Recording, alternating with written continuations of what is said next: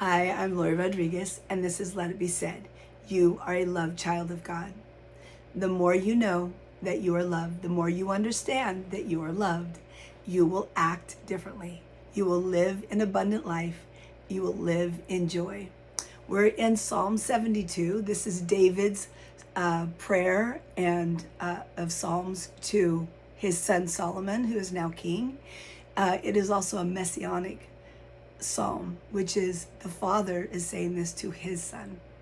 So we are in 6 through 11. It says, "May the king's rule be refreshing like spring rain on freshly cut grass."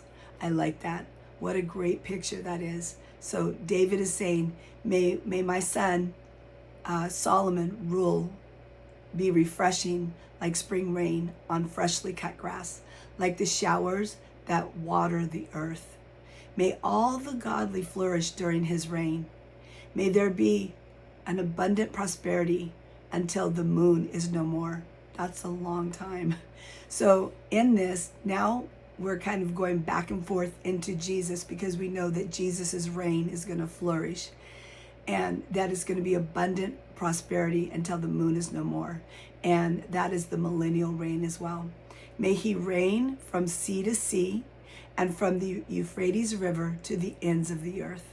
And that is Jesus's reign. We know that King Solomon did not reign over all of that. So now this is David's desire for his son, but it's also the inspiration of the Holy Spirit, what Father is praying over his son, Jesus.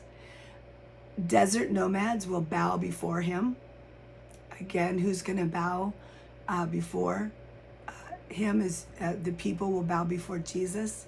His enemies will fall before him in the dust. The enemies will eat dust. So we can pray that our enemy, the demonic forces of the principalities, would eat dust. So I always say, the devil is a liar. Jesus, you're the truth. So we can just tell him, devil, eat dust, because it's right here in the scriptures. The western kings of Tarshish and other distant lands will bring him tribute. So again, there was a lot of people that came to see Solomon's temple. It was like the wonder of the world. It was so beautiful.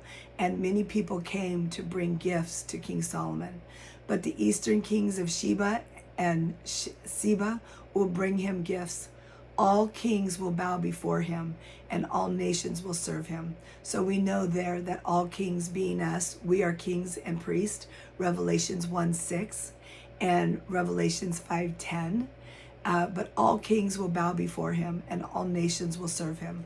Well, we know that all kings did not serve Solomon, and all nations did not. But we do know that all nations during the millennium and all kings will serve our Jesus.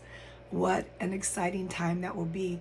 That for us as Christians, we need to realize that the trouble that we have here is so minimal to the joy and the glory that will be when we're with Jesus and we're ruling and reigning with him.